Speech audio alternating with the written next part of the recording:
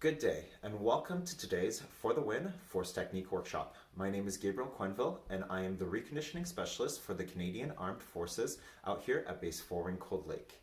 I'm a clinical exercise physiologist certified through the Canadian Society of Exercise Physiology, and I've been platinum on the force test every year since I've been a PSP member.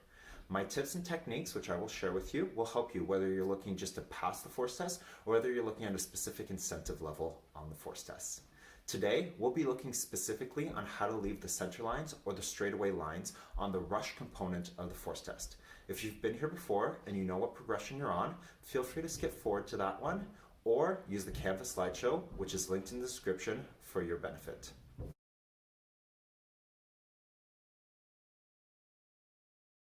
As you are aware, there are two very distinct lines in the rushes component of the force test.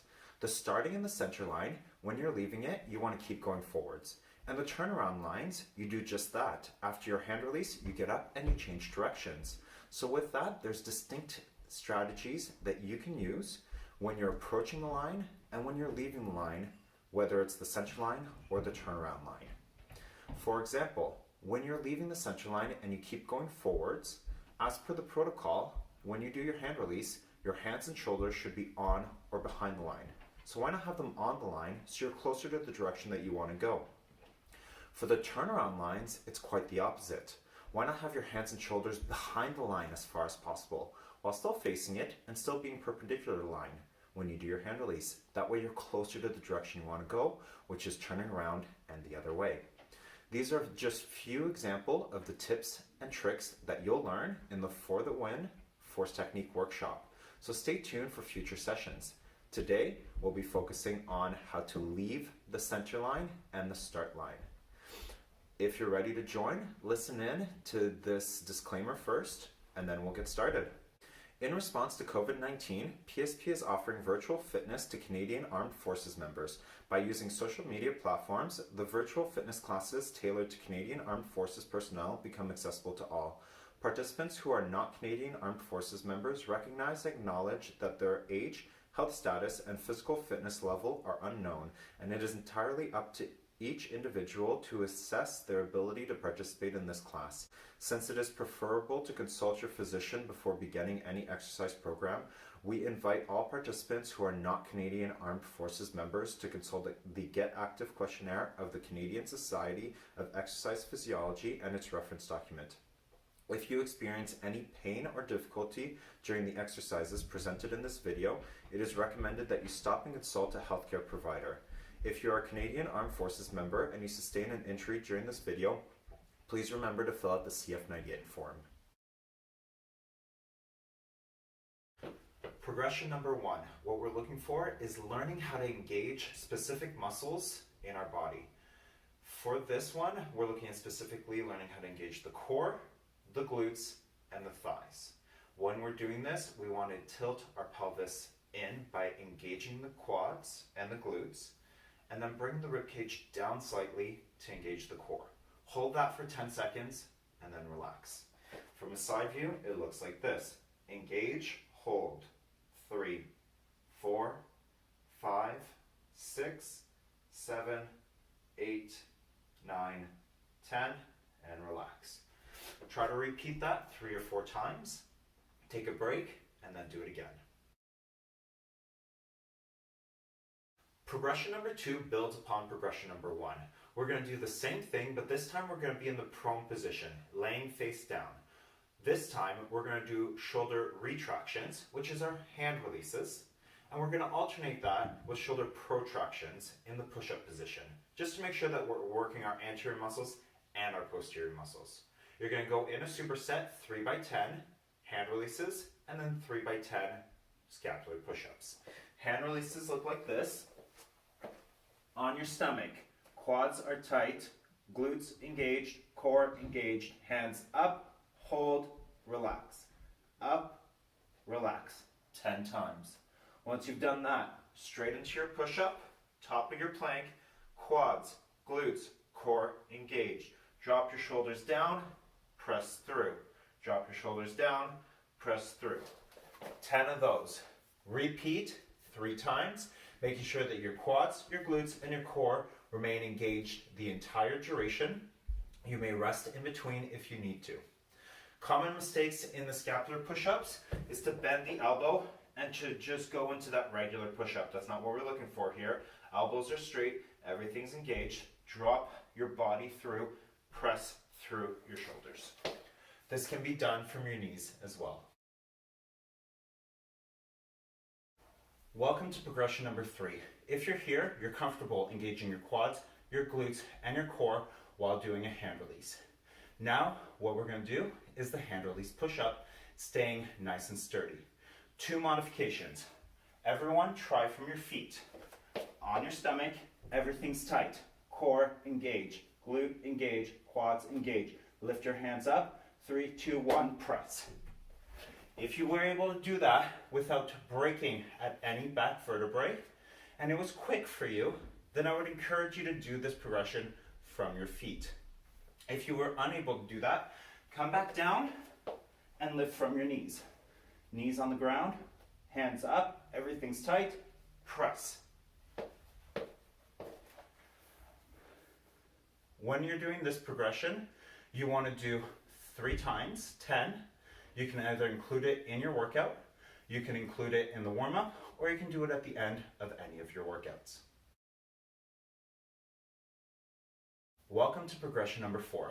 If you're here, you're already comfortable engaging your quads, your glutes, and your core while doing a hand release push-up. The next part is adding that deep lunge so that we can start running afterwards. So come down onto your stomach. Whether you're pushing up from your feet or from your knees, everything is engaged. Hand release. 3, 2, 1. Press up in 1 unit, and then send your foot forward in a deep lunge. When you're doing this progression, you're doing 3 times 10, just like the progression before, but you're going to do 5 per leg. If you're not able to get into that deep lunge, whether from your feet here, or whether from your knees here, then I would encourage you to do yoga every single day. Focus on the hips and really work on that hip mobility. If you're not aware, we do yoga every single day at 10 a.m. Mountain Standard Time, and it is posted on YouTube and shared on the Facebook page.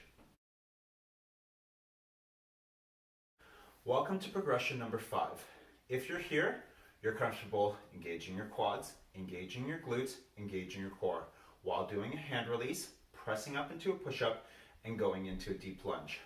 The next part is getting into a 3-point track start. That is the start position that we are in when we want to get running. Come down onto your stomach, whether you're going from your knees or from your feet. Engage your quads, engage your glute, engage your core. Hand release. 3, 2, 1, press. Foot, 3-point start. The foot that is forward, it is that arm that comes up and behind your body. Shift your weight onto that front arm and that front foot. Same as the previous progression, we're going to do 3 times 10, 5 per side. Resting, incorporate it into your workout. Do it as part of your warm-up or do it at the end of any of your workouts. Welcome to progression number 6. Now that you're used to engaging your quads, glutes, and cores while hand releasing, push up, getting into a deep lunge, and a 3-point track start, we're going to try to make it a little bit more fluid. This is a 2-part progression. Come down onto your stomach. Whether you're going from your feet or your knees, engage your quads, your glutes, your core. Hand release.